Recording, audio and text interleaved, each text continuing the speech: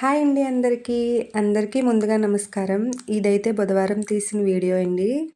బుధవారం నుంచయితే మా పిల్లలకి సంక్రాంతి హాలిడేస్ అయితే ఇచ్చారు. అందుకే ఆ రోజైతే మా వారైతే చికెన్ తెచ్చారండి. ఆడపిల్లలతో పాటు మగపిల్లలకి కూడా కొంచెం పనైతే నేర్పించాలండి. మా వాడినైతే అల్లం వెల్లుల్లి అయితే దంచమన్నాను. వాడైతే కొంచెం దంచేసి వెళ్ళిపోయాడు. మిగతాదైతే నేనే దంచుకున్నాను. ఇదైతే బొంతకోడి మాంసం అండి. మేమైతే బొంతకోడి అంటాము. ఇది అయితే నాటుకోడి టేస్ట్‌లా అయితే ఉంటుందండి. కొంచెం ఉడకడానికి కూడా టైం ఎక్కువసేపే పడుతుందని ముందుగా అయితే క్లీన్ చేసేసి, అల్లం వెల్లుల్లి పేస్ట్ వేసి, వాటర్ వేసి స్టవ్ మీద పెట్టి అయితే ఉడికిస్తున్నానండి. పక్కనైతే చికెన్ కర్రీలోకి బగారా రైస్ బావుంటుందని బగారా రైస్ అయితే చేస్తున్నాను.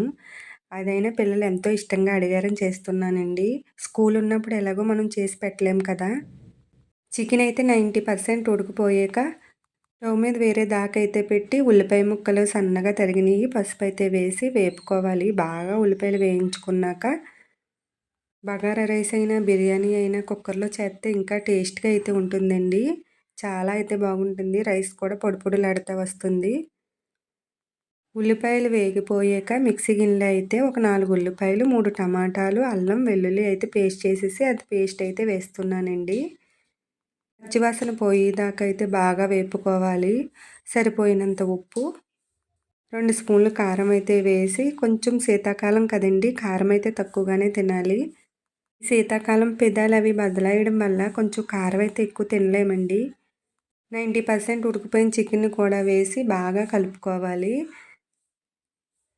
చికెన్ ఉడకపెట్టిన నీళ్ళు కూడా వేసేసుకుని చికెన్ అయితే బాగా ఉడికించుకోవాలండి. ఈ ముక్క ఎంత బాగా ఉడికితే కూర టేస్ట్ కూడా అంత బాగుంటుంది. కొంచెం గరం మసాలా కూడా వేసుకుని కూరనైతే దగ్గరగా ఉడికించుకోవాలి. గ్రేవీ అయితే బాగా వస్తుందండి ఉల్లిపాయ టమాటా పేస్ట్ వేయడం వల్ల. కూర అయితే దగ్గర పడ్డాక చివరిలో కొత్తిమీర వేసుకుంటే నాటుకోడి కూర టేస్ట్‌లో ఉండే కూర అయితే రెడీ అయిపోయిందండి. టేస్ట్ అయితే చాలా బాగుంటుంది.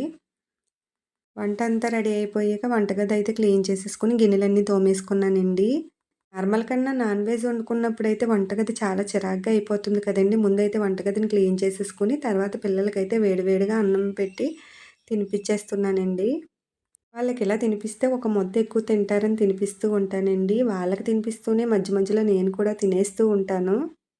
మా వాడైతే ఇక్కడ వీడియో తీస్తున్నాను కదండీ! కొంచెం చూడండి తిక్క తిక్క పనులన్నీ చేస్తూ ఉంటాడు. అదే రోజు సాయంత్రం అయితే మా పిల్లల స్కూల్లో యాన్యువల్ ప్రోగ్రామ్ అయితే జరిగిందండి. అక్కడ ఫంక్షన్ హాల్‌కి అయితే వెళ్ళాము. మా అమ్మాయిది చిన్న డ్యాన్స్ ప్రోగ్రామ్ కూడా ఉంటే అది చూసుకొని ఇంటికైతే వచ్చేసామండి. ఆ తర్వాత మర్నాడైతే మా వాడిని హాస్పిటల్‌కి తీసుకెళ్ళానండి. ఎప్పుడూ అయితే మా అమ్మ తీసుకెళ్ళేది. మా అమ్మ లేనందుకు నేనైతే తీసుకెళ్తున్నాను. ఎందుకంటే ఇక్కడ పేను కొరుకుడైతే వచ్చిందండి. ఫిబ్రవరి నెలలో వచ్చి ఇప్పటికైతే ఏమీ తగ్గడం లేదు. అందుకే ఒకసారి మా అమ్మ గవర్నమెంట్ హాస్పిటల్‌కి తీసుకెళ్తే కొంచెం ఇంప్రూవ్‌మెంట్ అయితే కనబడింది. అక్కడైతే మళ్ళీ ఇంకొకసారి రమ్మన్నారని ఈసారైతే నేను తీసుకువెళ్తున్నాను. చాలా నున్నగా ఇంకా ఎక్కువైపోయిందండి. బసవి దగ్గరికి వెళ్ళాము. సాయిసుధ హాస్పిటల్‌కి వెళ్ళాము. నాటు వైద్యం చేయించాము. నాన్ వెజ్ కూడా ఒక 3 నెలలు కూడా పెట్టలేదండి. అయినా ఏ మాత్రం ఇంప్రూవ్‌మెంట్ అన్నది లేదు. గవర్నమెంట్ హాస్పిటల్‌కి వెళ్ళాక సూదైతే కొనుక్కొని తెచ్చుకోమని వాళ్ళైతే తల మీద హెయిర్ రావడానికి ఇంజెక్షన్ అయితే చేశారండి. ఒక్కసారికే మంచి ఇంప్రూవ్‌మెంట్ కనపడింది. కొన్ని మందులు కూడా ఇచ్చారు. ఒకవేళ ఎవరికైనా ఈ ప్రాబ్లమ్ ఉంటే కంపల్సరీ గవర్నమెంట్ హాస్పిటల్‌కి వెళ్లి చూడండి. మందార పువ్వులు రుద్దిన, మందారాకులు రాసినా కూడా అసలు ఏమాత్రం ఇంప్రూవ్‌మెంట్ అన్నది లేదండి. ఇంకా పెరిగింది తప్ప ఏమీ తగ్గలేదు. ఈ మందైతే ఇచ్చాడు బసవయ్య. దీనికైతే 1500 తీసుకున్నాడండి ఒక్క బాటిల్‌కి. దూది పుల్లతో అయితే రాయమన్నాడు. అసలు ఏమాత్రం దీనివల్ల ఉపయోగమే లేదు. ఎవరికైనా మందులు వాడి తగ్గకపోతే ఒక్కసారి గవర్నమెంట్ హాస్పిటల్‌కి అయితే వెళ్లి చూడండి. మంచి ఇంజెక్షన్ అయితే చేస్తున్నారు. ఈ వీడియో నచ్చినట్లయితే లైక్ చేయండి. బాయ్ అండి.